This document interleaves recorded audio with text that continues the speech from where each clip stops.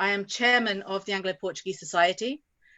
We have here today His Excellency Manuel Lomba-Antunes, the Portuguese ambassador to the United Kingdom, Rob Symington of Symington Estates, Doutora Lucinda Miragaia and Sr. Costa Lima, who from Causa da Criança, for whom we are aiming to raise money for today.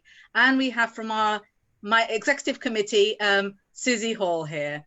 So I'd like to thank you all. This is a free event, but obviously I just want to stress that obviously not having in-person events as we would normally do, we've opted to use this modern technology and perhaps start, join the trend.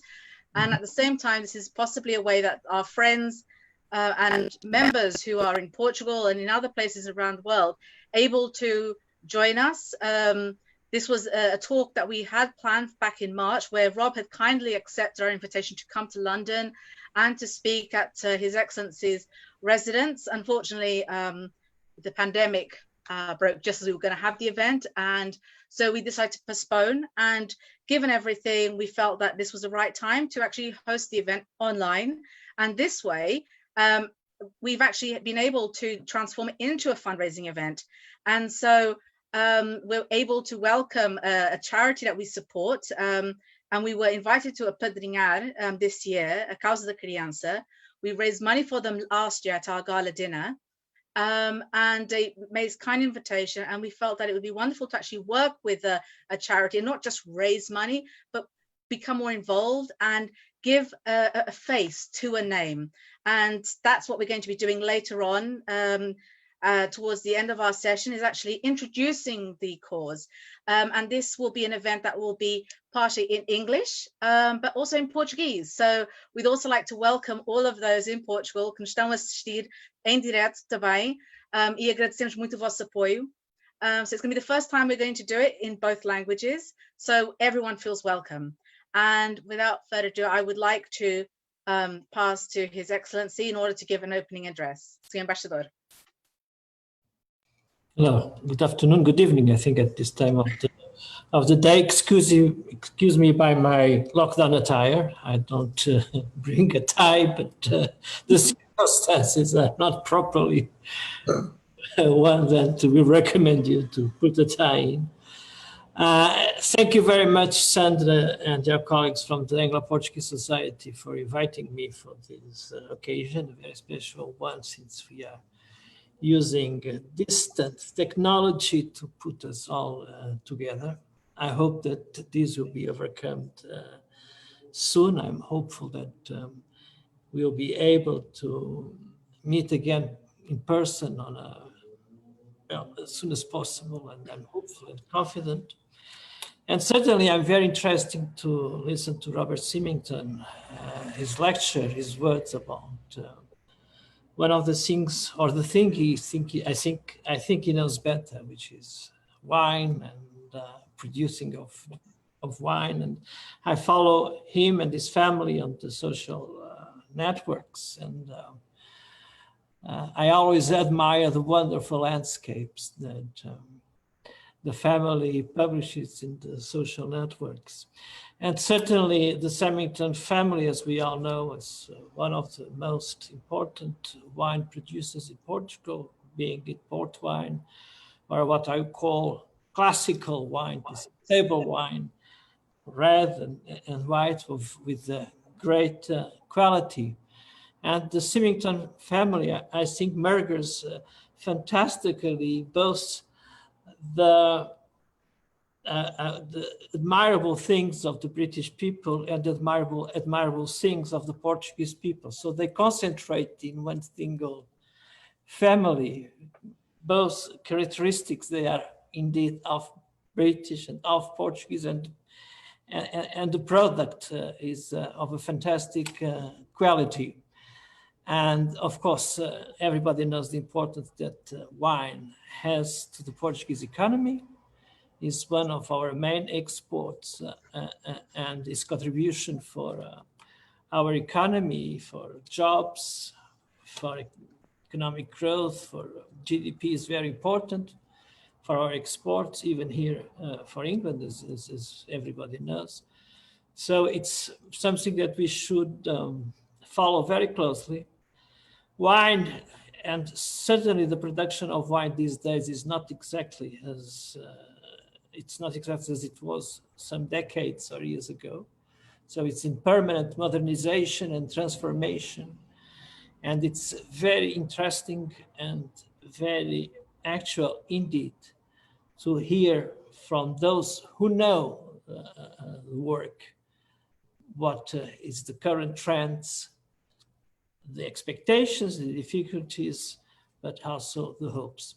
In this spirit, I'm very happy again to be here with you. And also I want to welcome and to present my compliments to the representatives of the Causa das Crianças, who is the association that we, the Anglo-Portuguese Society, with its initiative and with its charity spirit, will try to help with this initiative and in this particular occasion. So thank you, welcome also. Thank you. Those you representatives of the Causa da Criança. And I pass the floor, I don't know exactly to whom, for maybe Carito, that otherwise I pass it to Robert or to the representatives of the Causa da Criança. Thank you very much. Thank you, Sr. Ambassador. So we'll pass this. So now we'll follow with Rob Symington's talk. So Rob, over to you. Thank you, Sandra. I'll just do a short introduction and then I'll share my screen so I can show you some beautiful images of the Douro Valley. I want to start by thanking the ambassador for his kind words about my family and what we represent and try to represent in the relationship between the two nations. In fact, this year was going to be a special celebration, well, is a special celebration, but many of our parties and events had to be postponed for obvious reasons. This year, Graham's Port, which is one of our main port houses, is 200 years old. And Wars Port is 350 years old, having been founded in 1670. We believe it is the oldest registered Portuguese company still in operation today, which is pretty incredible. So I'm speaking to you here from my home in Porto on Rua da Bandeirinha, which is actually about 50 meters away from the old British hospital in Porto, where my father was born and many members of the British community. So we're very much a hybrid family, a product of the two countries, and very happy to represent both countries in the work that we do, trying to produce the finest ports and wines that we can. So I have a short talk for you about, well, the title is Portugal, Wine and Climate Change, which is not a small topic. I was at Porto Business School in January and I delivered a 3-hour workshop to the MBA students there on this subject, and we still didn't have enough time. So I will do my best to keep it to 30 minutes and hopefully have some space for questions and the remaining sessions planned in this hour. So without further ado, Sandra, I will share my screen and I think you can spotlight my screen so everyone sees it in full screen. Okay. Here we go. How is that? Hang on. Is everyone seeing that? No. No. Oh, sorry, I couldn't see it. So I had another screen on. Sorry. Yes, yes, I can. You can see the image? Yes.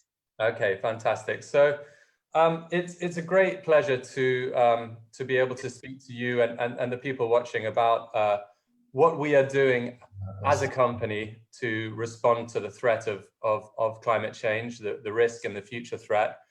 Like any company, like any organization, or and certainly wine producers, we have an impact, we have an environmental footprint, and the work that we've been doing for many years in the vineyard and throughout our supply chain has been to understand what that impact is so that we can do the absolute most to minimize it and to increase our positive impact.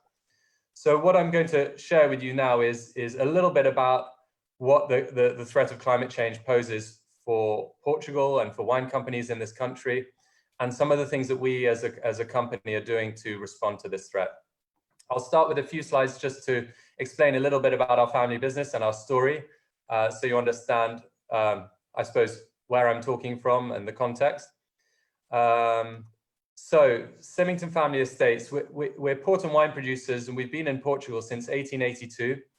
The first Symington came from Glasgow in that year, aged just 19 years old. I think he was running away from perhaps the cold weather of Scotland. And what he didn't realize that in Porto, it actually rains a huge amount, even more than London in a year. But we also have a lot of sun too. So we've been here for 138 years, and now we are a mix of English, Portuguese, and the Scottish roots. Our story is the story of a family who came from outside and fell in love with the region and committed itself to the future of the region, to its people, and to its wines. And here we are today. There are 10 of us still working full-time, side by side in the business across the 4th and 5th generation. Finally, we have some female representation. It took us quite a long time. Hopefully, this will be the beginning of many more female Symingtons leading our family business into the future. And this really is a family business, from the winemaking to the viticulture, to finance, to marketing, to sustainability. We work side by side every day to continue the work of our ancestors. So today we're one of the leading producers of premium ports in the world, with 4 main port houses: Graham's, Dow's, War's, and Coburn's. And over the last 20 years, we've been part of a pioneering generation of classic wine producers, as the ambassador called it, from the Douro, and as of last year from Alentejo, where we launched our first wine from outside the Douro, from Quinta da Fonte Soto near Porto Alegre in the Alto Alentejo. So it's been an interesting journey over the last 20 years of learning what it takes to produce fantastic Portuguese wines, not just ports. And we're pleased that today our wines are amongst the most respected of Portuguese wines.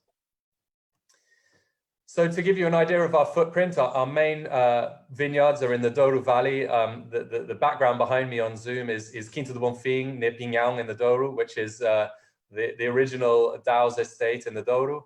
We farm 26 properties, individual quintas in the Douro.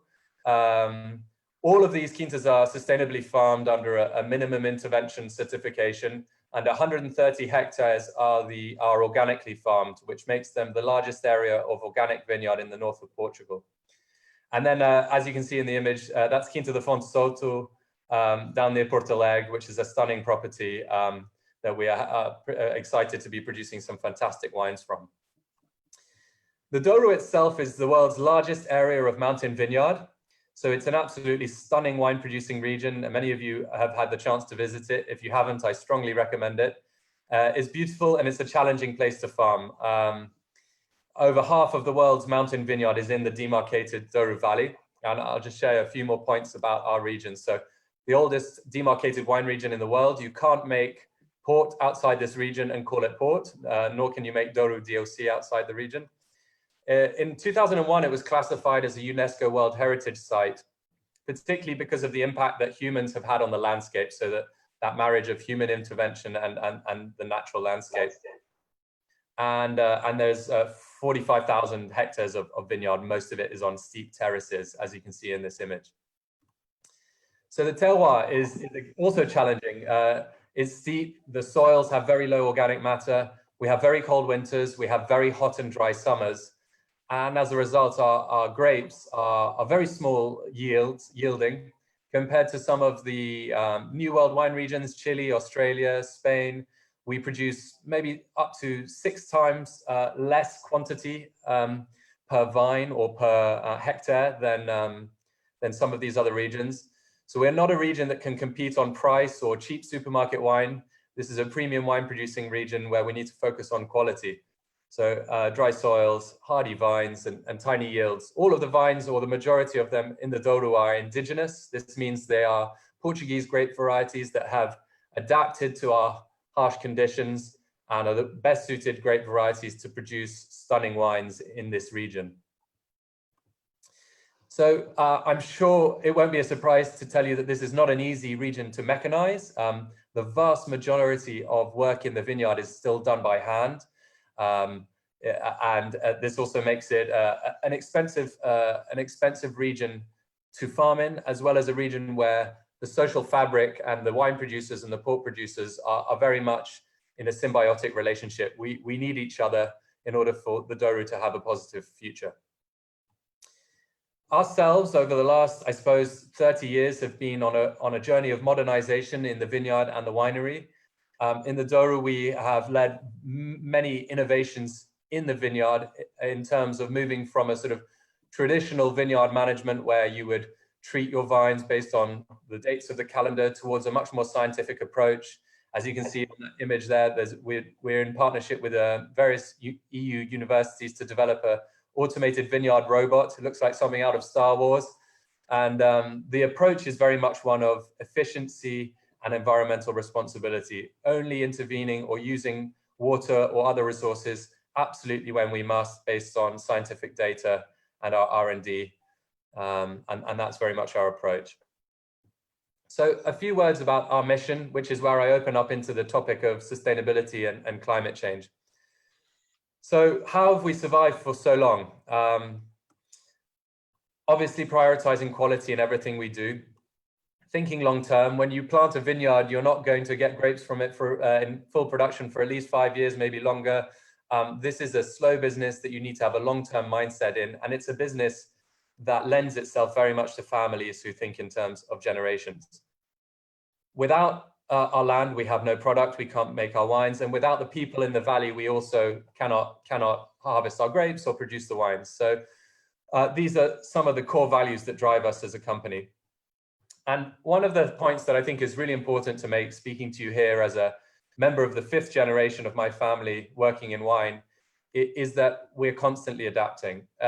Before I joined 3 years ago, I worked for 10 years in London in other areas. I thought, well, maybe I'll be stepping into a very old-fashioned environment. Maybe I'll be going back in time. It'll be like working in the 1980s again. And I was pleasantly surprised to realize that the reason we have survived for so long is that we have been constantly evolving to meet the challenges of our time.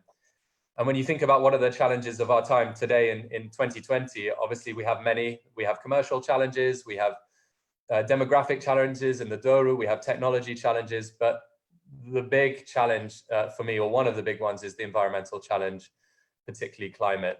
And that is what we have been taking very seriously and are taking very seriously going forwards.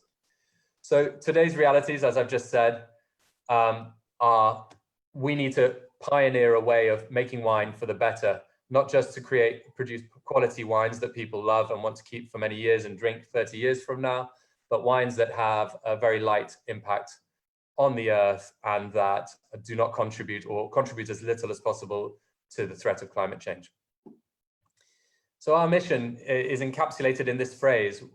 Obviously, we want to produce exceptional wines, but we want to do so in a way that celebrates and preserves the uniqueness of Portugal. We want to produce wines that only could be produced in Portugal and the Douro. And we want to do so in such a way that we contribute to a positive future for the regions where we work, be it in Porto, be it in the Douro or the Alentejo. And this phrase of "for the next generation" is one of the mantras that we have inside the company.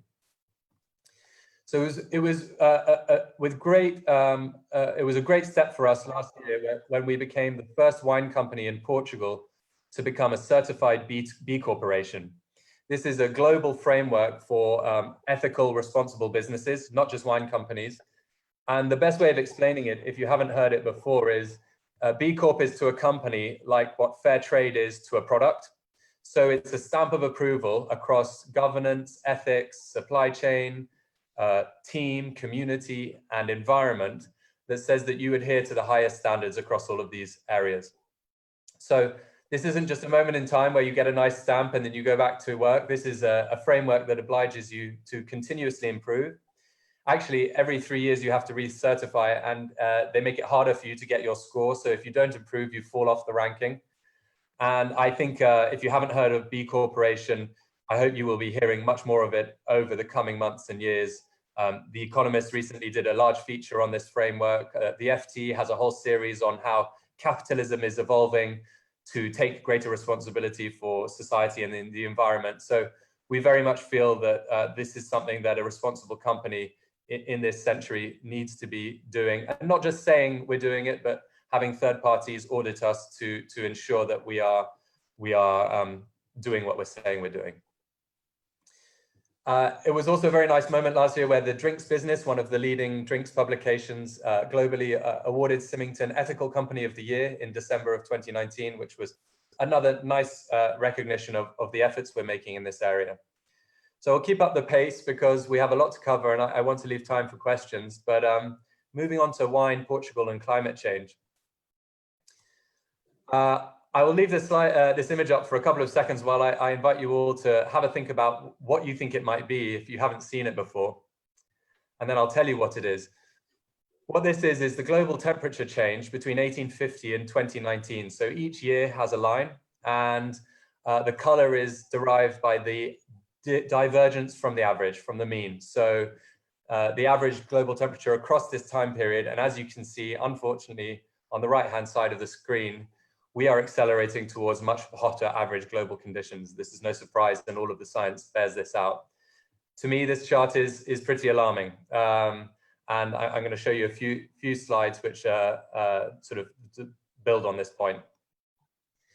People say, well, the climate has always changed and it's going to change during our lifetimes, and is that a big deal? This chart shows the amalgamation of various academic studies going back 20,000 years, which is certainly the time that complex human civilizations have emerged. And it shows the level of increase that we are currently living through. It is completely unprecedented. And what is worrying about this is scientists and all sorts of intergovernmental organizations are telling us that the trajectory we are on is potentially not compatible with a stable global civilization with our complex supply chains and our agricultural systems and all of the other things that we all benefit from in the 21st century. So this chart shows the trajectory we're on up till 2100.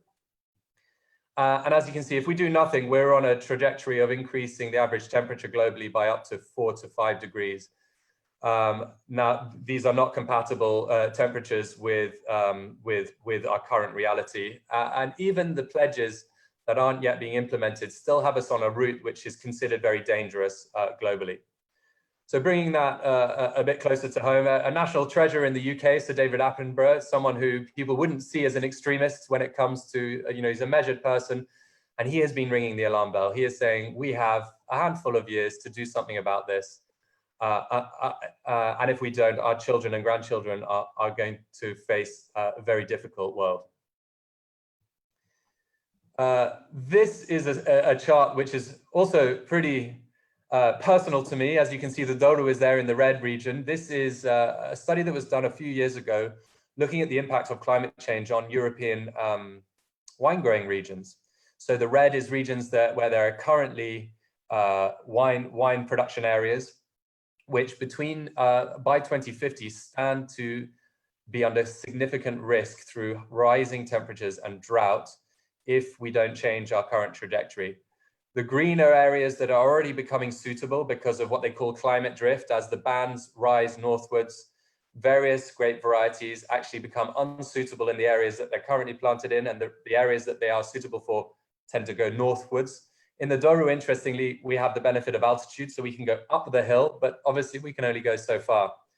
And then the blue is areas that people are saying currently are not particularly classic wine growing regions, but if we carry on with global warming, they might become so. So if you're listening in the south of England and there's a booming English sparkling scene with some fantastic wines being produced, maybe now's the time to begin thinking about planting a vineyard. But obviously this is just one report, but there are many studies that show the likely impact of climate change on wine production around the world.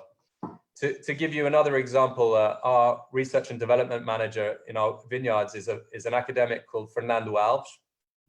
And he co-authored a report with Professor Gregory Jones from the States, who's an expert in climate and viticulture. And they looked at the average temperature rise in the Douro since 1967 up to 2010. And we've seen our temperature has more or less accompanied the global rise, 1.3% increase average annual temperature During the growing season, which is the vegetative cycle of the vine, that increases to 1.7 degrees annual rise. The Douro vines are very adaptable. They're adapted to drought and they're adapted to high temperatures, but they can only adapt so far before they stop producing grapes that are of the quality that we need for our wines and ports. So these days, on average, we're having 16 more days a year where the temperature in the Douro is north of 35 degrees, which is approaching very serious heat. And interestingly, what the vine does under those conditions is it shuts down, it stops maturing. So it protects itself from the extreme temperatures. But what you get at harvest time is grapes that are not fully or evenly matured. So various other reports, UTAD is the university in Villarreal, and they have a fantastic department there working on winemaking and viticulture. They did a study in 2018, which looked at the possible reductions in yields in Portugal under various climate scenarios up to 2080. And that they said without irrigation, we stand to be seeing yields of 60% of today's yields. So 40% loss if we don't do anything, or if the climate trajectory doesn't change. With irrigation, they say we can minimize some of that damage to maybe 70 or 80% of today's yields. So there's a huge amount of literature out there which shows that we're facing, if not existential threats, serious threats to our ability to continue producing wines in our region. So this chart shows the extent of the drop that we have to now go on. I'm very proud to say that Portugal is one of the few countries in the world that has committed to net zero by 2050. And I attended a talk by the Minister of the Environment in Porto last year, where it was clear that Portugal has a very robust and ambitious plan to reduce to net zero carbon emissions. As a country, we are already very strong on renewable energy generation of electricity, 70%, I believe. And the UK also has an ambitious net zero target for 2050 enshrined in law. So the signs are there that we are shifting. The question is are we going to do it quickly enough to avoid some of the worrying damage that we face? So that probably seems like quite a lot of doom and gloom. And I want to move into a more positive frame. It's easy to look at the big picture and feel like, oh, well, I might as well just drink nice wine because the future's pretty negative. And I think anyone who cares about this, which in my understanding is almost everyone these days, is usually motivated to act on climate change out of a love for a place or the environment, or the place that they feel most emotionally attached to, because we all relate to, relating to the global threat is quite abstract, but relating to the impact of climate change in the Douro, for me, makes it very real, especially when I think about my 4- and 2-year-old daughters and how I would love them to be able to produce wine in this valley. And that makes it very real. And I think we all have examples like that we can relate to in our lives that make this more personal. So I will try and be brief. I have quite a lot of information here. I'll go through it quite rapidly because I think it would be interesting to get to questions. But very quickly, we have a sustainability strategy across 3 pillars. The first is responding to our shared challenges, both climate change and the biodiversity crisis that we face globally, and Portugal is no different. The second is sustainable innovation. We need to find better ways using technology to do things with a lower impact whilst continuing to produce our wines. So that's in the vineyard, in the winery, in our packaging, and in the transportation. And finally, but by no least not importantly, is the people who work for us and the larger community who we rely on to do our work. We buy grapes off over 1,000 farmers in the Douro Valley. Many of these farmers, their fathers were selling grapes to my grandfather, and so it goes. And we really have, no company is an island, and we know that we can only do what we're doing if the region and the communities we operate within are also healthy and have a viable future. So inside the company, we have 4 teams working on this: viticulture and biodiversity, water, energy and buildings, packaging and waste, and team and community. And as I mentioned earlier, we committed to a series of external frameworks, which mean that we're not just talking good things that sound good. what's politely called greenwashing, we're actually adhering to frameworks that mean we're putting our feet to the fire and making public commitments that we will then report on annually on our sustainability goals. So here are 10 of our goals. I won't read you through them, they're on our website, but we announced these last year, and every year we are reporting our progress against these 10 goals. And here's the second 5. And we signed up to something called International Wineries for Climate Action, which is another framework started by Torres family in Spain and the Jackson family in California, 2 family wine companies who have been at the forefront of the response to climate change. We're working very hard on reducing our carbon emissions. We've measured our end-to-end carbon footprint. An interesting thing that I wasn't aware of until I got heavily involved in this area is, as a company, what you really need to do is measure your end-to-end carbon footprint. So that's not just the emissions under your own roof and your own cars, but also in your supply chain. For a wine company, 90% of our emissions are in our supply chain. They're not under our direct control. So they're in the production of the bottles, the transportation, the packaging, the production of products we use in the vineyard. And so we have to work with our partners on our reductions there. We're also hoping to be one of the first wine companies in the world to figure out how to capture the CO2, the carbon emission produced during wine fermentation. This is one of the purest artificial sources of CO2 of any human process anywhere in the world. And the idea is if we can capture that and turn it into a mineral compound, it potentially has a use as a secondary use in our vineyards as a soil corrective. So you may have heard people talk about the circular economy. And if we can capture the CO2 from our wine fermentation and use it in our vineyards, that would be a fantastic circular economy innovation. Some of this stuff is very basic. Solar panels is 2020. We should have been building these 20 years ago, but we have an ambitious plan of solar panels, electric vehicles. We now buy 100% renewable energy from the Portuguese grid. And we have various initiatives in-house about energy efficiency.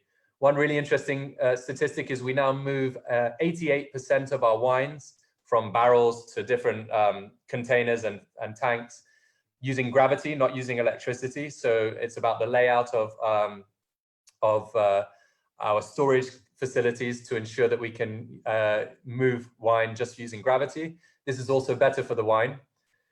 And then adapting to climate change. This is, I think, an area which is quite interesting and is worth me explaining to you in some detail.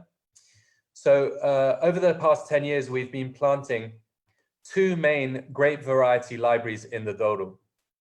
There are over 200 varieties in the Douro, which have evolved over many years, but lots of these are not used regularly by Portuguese farmers. The reason is maybe they don't have good yields or they don't have a style that people are looking for. We've recovered more than 40 of these varieties, and we've planted them in an experimental vineyard in the Villarissa Valley and one at Quinta do Bonfim. And one of our objectives is simply to understand, are there fantastic varieties here with interesting qualities that we can use in our wines? But more importantly, we are trying to understand which of these varieties are more adapted or adaptable to increased temperature and lower rainfall. Because this is an insurance policy, not just for us, but for the whole region. And our results, we're sharing them publicly so that they can benefit all of our friends and colleagues in the Douro and beyond. But obviously some grape varieties are much more resistant than others. And we hope over the coming years to be able to identify which of these can be used in the future in the Douro. It's interesting that last year, Bordeaux authorized the planting of Touriga Nacional, one of the best grape varieties in Portugal, to be planted in Bordeaux for exactly the same reason, because it will help French winemakers adapt to their own challenges faced by climate change. The 2 images in the middle, I've already mentioned our robot there, and this is about giving us X-ray vision of meter by meter what's happening in the vineyard so that we can intervene and understand the impact of climate change on every single parcel. Different parcels in the Douro have different exposures, different levels of soil humidity, sunlight, and altitude. And as a result, some are way more adapted to climate change than others. And Project Vishka, these are both EU-funded research projects. Vishka is a long-range forecasting software aiming at helping wine producers understand on a very micro scale the likely impacts on their vineyard by 2030, by 2040. and we are very pleased to be one of the project sponsors and pilot in the pilot project there. So there's a lot going on using technology to try and respond to these challenges. I will very quickly talk you through a series of other projects that aren't to do with climate change, but I think you'll be interested to hear about under the umbrella of sustainability. Rewilding Portugal is a fantastic organization. They're part of the Rewilding Europe network, and they are currently working to rewild a 120,000 hectare corridor in the Foz Coa Valley. And the idea here is you take land that is either degraded or abandoned, and you support the conservation activity to help the return of natural processes. This involves keystone species such as wolves and wild horses and deer, but also there's a very important human component, which is working with the local communities to support the establishment of businesses that work in harmony with the conservation efforts, be it sustainable food production or ecotourism. So we're very pleased to be partners with them. Very briefly, earlier this year, we launched something called the Symington Impact Fund, which was €1 million put in a fund. And over every year, we have a donation cycle with key partners in the Douro Valley and Porto. Rewilding Portugal is one. Various ambulance donations in the Douro Valley, as well as Bagus Douro, which is a charity for children from underprivileged backgrounds in the Douro, supporting and providing educational opportunities. We're currently building what will be the first winery in Portugal to receive LEED certification. Now, this is a framework for green buildings, and we're very excited that this green building will be hopefully online and available to visit within a few years. So watch this space. And then very quickly, a series of measures that we've been doing for a long time in the Douro to support the protection of our wildlife, be it the bird recovery unit at the Villarreal University. They have a fantastic facility there where they recuperate injured birds of prey who often have been illegally shot by hunters, and then they release them into the wild, often on our properties. We've been collaborating with Porto University on biodiversity research, and it's fantastic to see that there are various endangered species that still have habitats on our properties. The local community, I've already talked about this, but this is an area we take very seriously, our responsibility to give back to the people who have been part of our ability of creating and maintaining this successful wine company in Portugal for many years. And low impact packaging, this is a hot topic. As you know, plastic is public enemy number one. With wine, the weight of our glass bottles is another big problem when it comes to carbon emissions. And we're working very hard on reducing and eliminating some of these issues. So I hope I haven't run over. I've spoken very fast. I hope it was interesting. I just want to leave you on a final point, which is, why are we doing all this? Most of what we're doing is not obligatory. Companies do not need to invest time and effort in what we are doing on the sustainability front. And for us, it's very simple. I've already shared our mission, but we have a long-term mindset. We think in terms of generations. We produce wine, so we want people to drink these wines in 30 years' time. We need a healthy environment and climate to produce those wines, and a positive future for the communities where we work. So just ending on a personal note, I'm now a father of 2 little daughters, and when I think about the future that they are going to inherit, it's not an exaggeration to say that we are now living through a moment in human history where we face existential threats, or at least threats that threaten the foundations of our civilization and all the amazing things that we've benefited from as a result of human progress. And my motivation with the influence I have in my sphere of influence at my company and in my life, I hope to be a force for all of us collectively, turning the ship around and making sure that we don't hit the iceberg, and that collectively we ensure that the generations that follow us can benefit from what we've all experienced in our lifetimes. So I want to thank you for listening and for paying attention to this talk and sharing what we're doing, what we're trying to do, and our commitment to being a responsible company. And I invite you to come and visit us when coronavirus is hopefully a distant memory, and come and visit us in Porto and the Douro and see what we're doing for yourself. Thank you very much.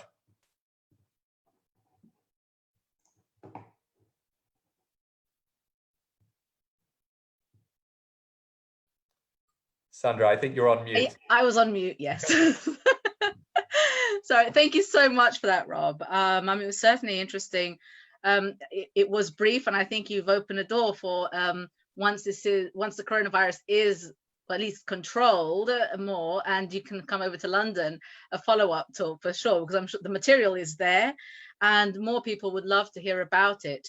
You know, it's not just about you know, their family history. It's also building on what generations that passed, their legacy, and leaving a legacy for those who are there now. So the fact that you have fifth generation working on this is a true testament. I think should be an example not only to Portugal but worldwide as to what can happen when you know, this sense of community spirit and people not thinking just about the I, but rather the we as a whole. And that all comes down to seeing what the impacts of what we do has on climate, on our environment, and certainly the initiatives that the Symington family has taken in order to work with the various organizations, and ultimately raising and being a benchmark for all other companies and leading the way effectively. So what I would like to do is invite, so those who are with us on Zoom, you can certainly feel free to ask questions.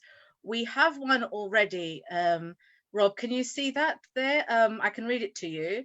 So the question is, how does sustainability and organic designation work together? Thank you for the question. Well, firstly, thank you, Sandra, for your words, and for the possible invitation to return in person. I promise I will bring wine and port if we do this round in London. I would love to travel to London without getting on a plane, but unfortunately from Porto, it takes something like 28 hours to King's Cross. I have done it, but it's not very efficient. So to the question, sustainability and organic. So organic as a framework in the vineyard is essentially very positive, but it's not black and white. We have seen a much greater incidence of wildlife and flora and fauna and all sorts of essentially a healthier ecosystem in our organic vineyards. So anecdotally, what we're seeing is that this is a more sustainable way of farming. There is a debate in the world of wine because one of the products that you are allowed to use in organic is copper sulfate. You're allowed to use it because it's a natural compound, but it's also a heavy metal, which means it accumulates in the soil. And there's a debate as to be had about the negative sides of that. As a company, our organic vineyards are actually very minimum intervention. And the reason for that is because they're in a very dry region. So if you had an organic vineyard in a wet region of France, for example, you would be possibly using up to 10 times more copper sulfate than we use. So we're fortunate on that front. The other debate, actually, interestingly, is about the carbon footprint of organic farming. Because you have to make more passes with the tractor to mow instead of treating with herbicides, you actually have a greater carbon footprint. At least that is until we have electric tractors, which hopefully won't be too long, and then we eliminate at least that part of the impact. But I think the world of vineyard management is progressing very rapidly. I think very soon we will see products that are used all over the world of wine in the vineyard. I think you will see them being prohibited, and there's a much greater awareness amongst consumers and wine growers that we need to go further in terms of minimum intervention. Obviously, that's balanced with the economic sustainability of a vineyard, and it's very hard to say, well, we won't intervene at all, because in the worst years you stand to lose 75% of your crop. So, as with all things in sustainability, it's a delicate balance between social, economic, and environmental factors. But I hope that goes some way to answering your question. Okay, well, I think His Excellency would like to say a few words. Yes, Senor Rashidor? Yes, just to question, in 10 minutes I have to leave, but I would like to put to Robert 2 questions. First, it has to do with workforce, with the new generations. You say that you have a program to encourage future generations to engage in this business, in this kind of work. But the matter of the fact is that the youth more and more resist to this kind of intensive hardship work. Just see what's happening here in the UK, where you have to import foreigners, some of them from East Europe, to come to harvest your own fruits. So what do you think can be the future for your harvest, for your wines, in terms of, you know, attracting new generations? If there is not a risk of, indeed, you start to lose workforce, which are indispensable, as you say, for your harvests, given the natural geography of the land. So the first question, okay, of course you can automatize, but just in part. The second question is that you work in two very different regions, Douro and Alentejo. Douro has nothing to do with Alentejo, and Alentejo has nothing to do with Douro in terms of geography, in terms of climate, in terms of grapes, in terms of everything. So how do you, I would say, coordinate? How is the symbiosis between these two groups, or between these two choices, between these two companies? How you do harmonize under the same brand, under the same kind of exigence, quality exigence, these two companies, or these two investments or projects, whatever you want to call it? Thank you. Thank you very much, Mr. Ambassador, for your questions and comments. You're absolutely right that in the Douro, we face serious demographic challenges. On the one side, this is positive because young people have other opportunities in Portugal. The tourism boom, there are more opportunities in the cities and on the coasts. And indeed, as you know yourself, I'm sure, elsewhere in Europe, there are many fantastically well-qualified, capable Portuguese people doing great work throughout Europe and beyond. So for us in the region, it's a challenge. I'm sure you won't be surprised to hear that the average age of the people picking at harvest time in our vineyards is up north of 65. So, and these people are strong. They are tough people, because if anyone has ever spent a day or two picking grapes, you will know quite how hard it is. We do face challenges in the region. Our approach is, yes, we can mechanize in some ways, and that is a way of reducing the risk. We also need to support the local economy so that there are more good opportunities for young people to stay in the region and not leave the Douro. Over the last 20 years, there's been, especially with people below the age of 40, there's a population loss. So for us, that comes to do with creating good jobs, permanent jobs, not just seasonal ones. With the seasonal work, paying very well, creating good benefits, good accommodation, and being loyal to people and hoping to see that loyalty reciprocated. I don't think it's necessarily a bad thing. Well, that young people don't want to do the backbreaking work that their parents and grandparents did, because it is a very tough life. But at the same time, we don't want to see widespread vineyard abandonment. The Douro is a region of small growers. So the average holding of a farmer is 2.5 hectares. So this is, grapes are in the social fabric. People have jobs and they have their vineyard. And so they do two things at once. But that's not a fully professional farmer base. And nor is it probably sustainable long-term when you think of economies of scale. So I think as a region, ourselves, the other growers, the Institute of, the IVDP, the Port Wine Institute, we have some big challenges on the human front, and that's without a doubt. I don't have any, there aren't any easy answers. In terms of Douro Alentejo, I'll tell you what we did. We basically looked for the part of the Alentejo which was most like the Douro to make ourselves feel at home. So our property is on the Serra de São Mamed, which is relatively high altitude. So there are some similarities with the Douro. It's not mountain vineyard, but there are some similarities. But actually, to be honest, we are approaching this project with a lot of humility. We've been in the Douro for a long time. We know some things, but in the Alentejo, we don't know very much. And so we are learning. Our approach is always quality first, small scale. For 2017, our first Vindima, we said, we're not going to sell these wines. We're just going to make them and see what they're like, because we don't know if we know how to make wine in the Alentejo. We were very pleased to see that the wines were spectacular, and we thought, well, we better sell these wines.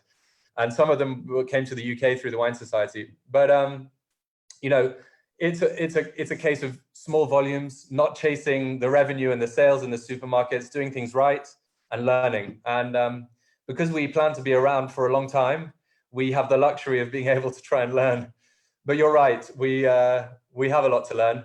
And I'll give you a sort of a sneak preview. I think it's likely that in the future years, you will see Symington do other projects in other wine regions of Portugal. So our learning will continue. Okay, thank you. I'll pass on to, I don't know if any of our other panelists have any questions. Otherwise, we've got a question here that's coming. I don't know if you can see them, Rob. Yeah, I can see them. You can? Okay, so if we pass on to, we've got one here from Anthony. Yeah. So if you want to just, would you like me to read that one out, or do you want to address it? Sure, why don't you read it out? Okay, so Anthony says, great talk. Are you seeing similar changes amongst your suppliers, and do you have good dialogue with them in getting them to change? Fantastic question. Thank you, Anthony. So I'll make a quick comment in terms of customers, which is interesting. So obviously consumer preferences are changing. People want to buy organic, they want to buy sustainable. They don't necessarily want to pay more for it, but they don't want to have loads of plastic at home and all the rest of it. So we're seeing a positive pressure coming from consumers through to retailers and our customers, supermarkets, to us. And then we turn around and we work with our suppliers and say, look, guys, we need to reduce our emissions. We need to get rid of plastic. I think our suppliers in Portugal, the cork producers, the bottle producers, they all get it. They're all on their own sustainability journeys. It's different depending on what sector they're in. So it's been really pleasing to see that we're pushing on an open door when we reach out to our partners and say, look, guys, we're measuring our carbon footprint and we need to reduce. What are you doing? So for example, one of the largest bottles producers in Portugal, I believe they're one of the largest bottle producers in Europe, are currently part of a research project trying to create an electric fired oven where the furnace that melts the glass to produce glass bottles is gas fired. So it has a big carbon footprint. And these guys are at the forefront of the research and development, which they believe actually, they thought it was going to be 10 years out, and recent signs suggest that it's going to be less than that. So you're seeing serious investment going into solutions amongst our partner base. And I think all of this communication is part of it. As people become aware that this is an area they have to take seriously, you see the pressure going throughout the supply chain. Yeah, I think we'll just take one more so we can, well, obviously quite apt. How does UK-EU split affect your business and core aims? Well, and we'll leave on that last one. just 30 seconds to answer that one. Yeah.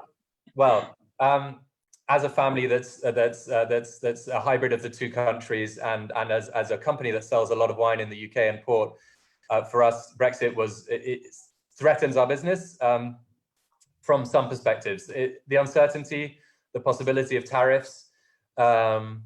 We have good relationships with partners and our customers in the UK, so we're confident that we will be able to overcome these, but I think the uncertainty is the biggest concern at this stage. I think our core business will be okay, I hope. And I hope that we as a company hope that pragmatism will prevail on the relationship between the EU and the UK.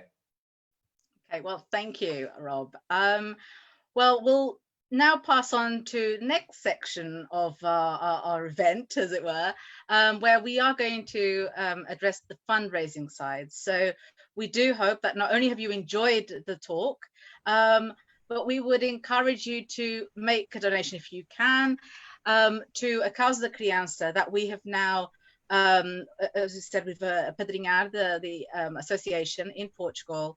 So it cares for young, vulnerable, and at-risk children in the region of Maia. I'll just quickly share with you my own screen. Oh, Senior Ambassador has to leave us.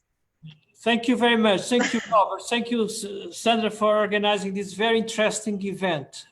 Rob, all the best. Thank you very much.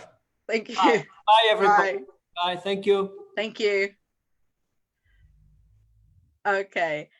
So I was just going to show you, so that for those who want to donate, the Anglo-Portuguese Society, we had for this talk that was going to be held in March, it was a ticketed event, and we have decided that the money that was raised as a result of the tickets, we are going to be donating to a Causa da Criança. Unfortunately, this year, our fundraising projects have been somewhat limited, and this was just a small gesture that we could make, and now we encourage those who can to donate. It is possible, so we'll then, for those who wish to make a donation by bank transfer, we can share with you the bank details, and in the meantime, anyone who wishes to make it by way of their debit card or credit card, if you go to our website, so hopefully you are seeing that, and along the top here we have a section that's called fundraising, and in that it will mention this fundraising campaign we have, and you just fill in the details, and you can make a donation using your card. So I do encourage you to visit our website. And now I would like to pass and to introduce you to actually it's Sr. Costa Lima, who is president of Causa da Criança, and Doutora Lucinda Miragaia, who is the vice president. So back in early March, just before the pandemic, I had the privilege of visiting the installation where the children are actually homed. I met members of their board. They, like the Anglo-Portuguese Society, they are voluntary based. So I think we can all appreciate each other's work and what it takes to go into it. So I would like to now welcome them to say a few words. Portanto, vou passar a palavra aos representantes de direção da Associação A Causa da Criança para dizer umas palavras e dar conhecimento aos que estão aqui presentes e dar conhecimento do trabalho que desempenham. Ups. Não conseguimos ouvir.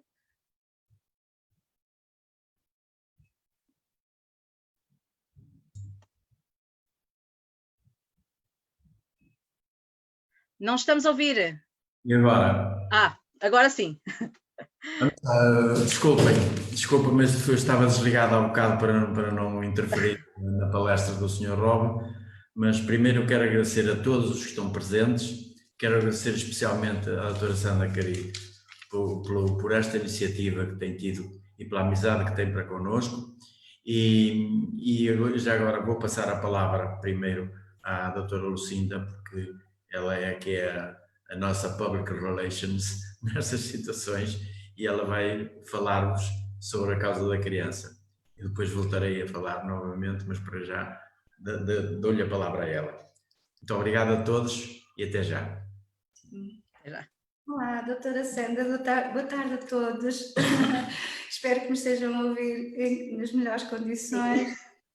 Eu quero agradecer muito, realmente, os meus sinceros agradecimentos ao Sr. Embaixador de Portugal no Reino Unido, ao Sr. Diretor Rob Symington, pela sua excelente apresentação e realmente foi brilhante tudo aquilo que ele falou, e também à doutora Suziol, que eu sei que não está aqui, mas que também pertence a esta organização deste evento, doutora Sandra Cari, claro, a Anglo-Portuguese Society e a todos os participantes. Portanto, penso e quero agradecer a todos. É realmente uma honra muito grande e nossa imensa gratidão. Estou aqui como representante, como vice-presidente da Causa da Criança, e em nome do Conselho de Administração, dar-vos os parabéns e agradecer por este magnífico evento e pela forma solidária como têm contribuído, como têm estado connosco. O facto da nossa instituição ser realmente reconhecida por vossas excelências e apadrinhada por vós é realmente um motivo de muito orgulho e de muita admiração e de um eterno reconhecimento, como é óbvio. Pronto, o que é a Causa da Criança? Assim, não quero alongar muito. A Causa da Criança é uma IPSS, é uma instituição que tem uma valência, que é uma casa de acolhimento, situada na Maia, onde nós acolhemos 22 crianças. Elas residem aqui, portanto aqui é a casa delas, as idades variam entre os 10 e os 12 anos, e por vários motivos foram retiradas às famílias, não por motivos muito agradáveis, mas foram retiradas porque estavam em risco, porque estavam numa situação de graves carências ou económicas ou vítimas de maus tratos, situações realmente muito graves. Os motivos porque elas chegam realmente aqui normalmente são estes e não precisamos de nos alongar muito mais sobre os casos. Agora, quando elas chegam, elas é definido um projeto de vida. Elas cada criança tem um projeto de vida definido pelos nossos técnicos, que pode-se passar pela adoção, pode passar pelo regresso às famílias, pode passar também pelas famílias de acolhimento.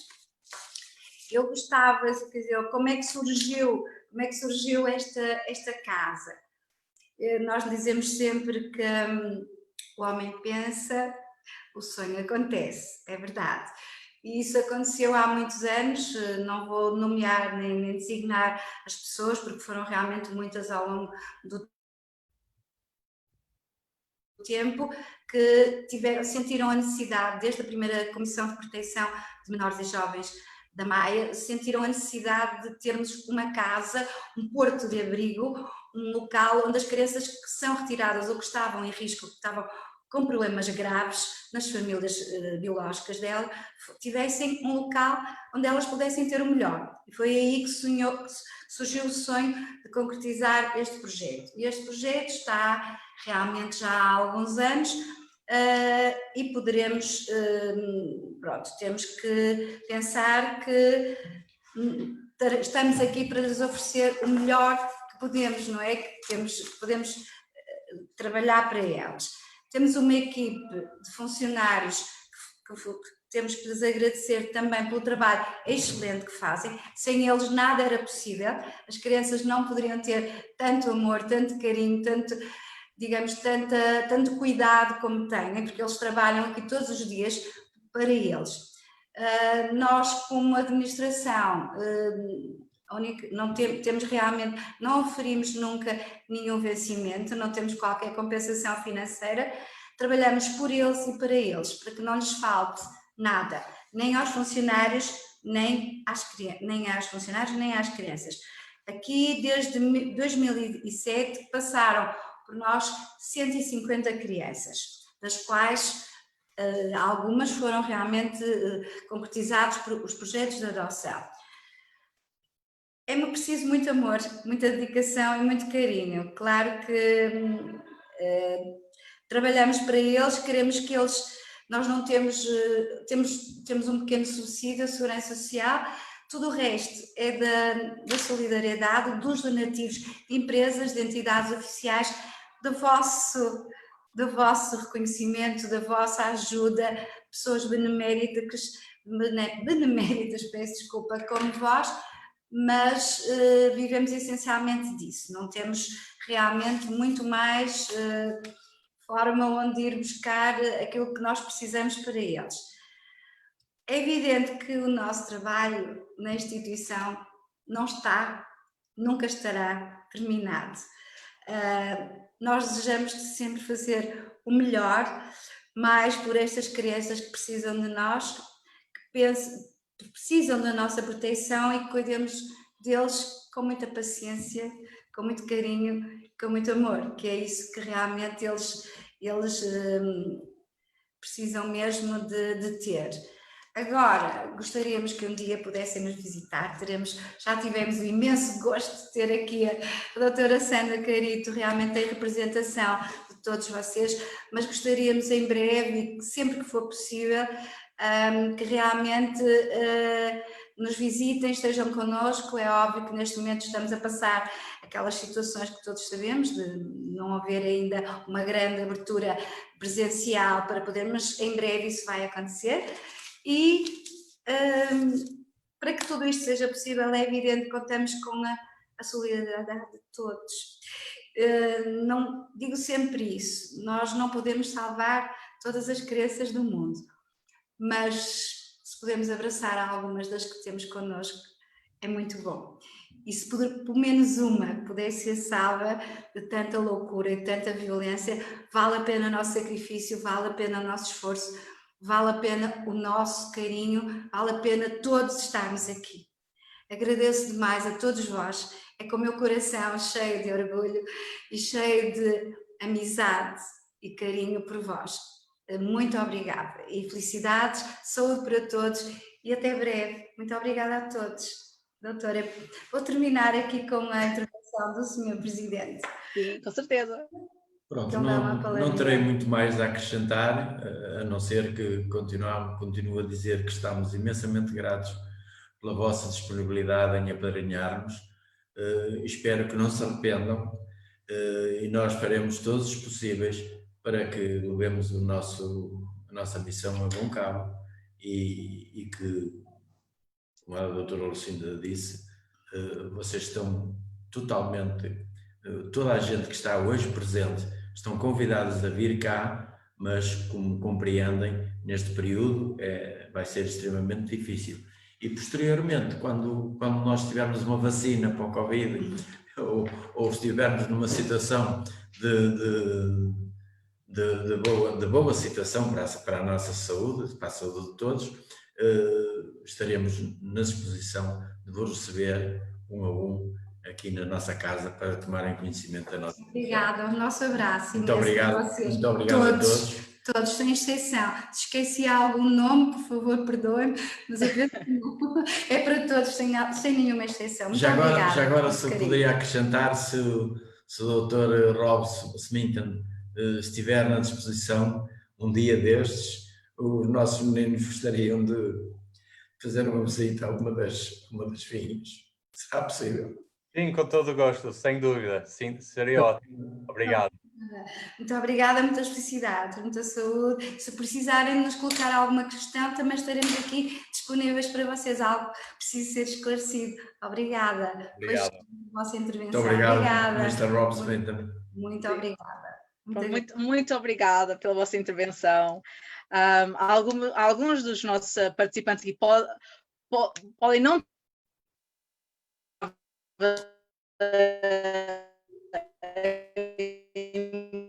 qualquer coisinha. Foi em português, mas nós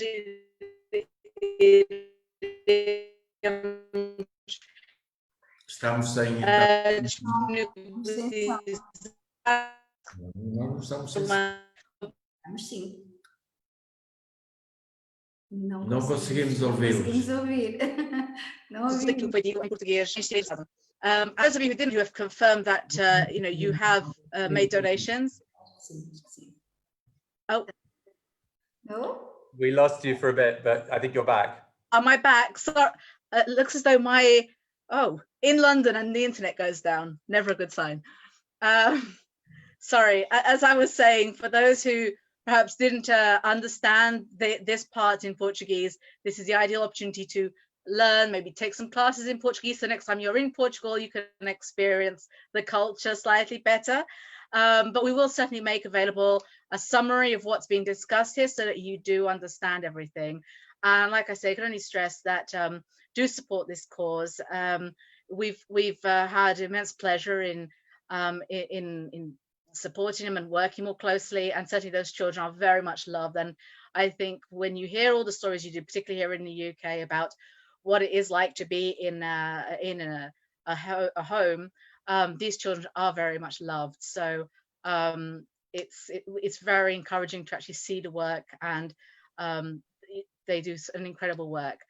So details will be made available on our website. If anybody has any questions, feel free to send an email. That's there. That's available for you too. And certainly those who are donating here in England can also make the option with gift aid, so that some additional money can go through, and 100% of what you pay will go towards the Causa da Criança. And we're going to leave this open for at least 2 months so that we can try to raise as much money as possible. So feel free to get in touch. Those of you who would like to also join the Anglo-Portuguese Society, we are also volunteer based. This is what we do. Do feel free to join. We would like to thank all of those here today.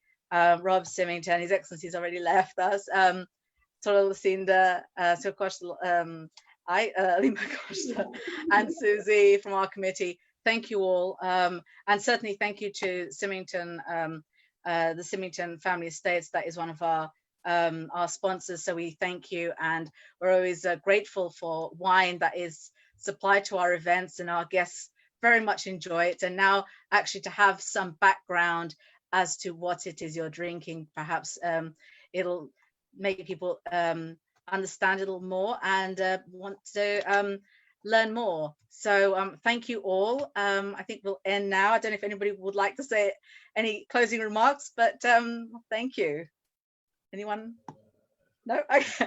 Okay, so thank you all. We're going to end now. Thank you. Thank you. Bye. Bye. Obrigada a todos. Bye, baby. Bye-bye. Bye. Thank you. Thank you. Thank you.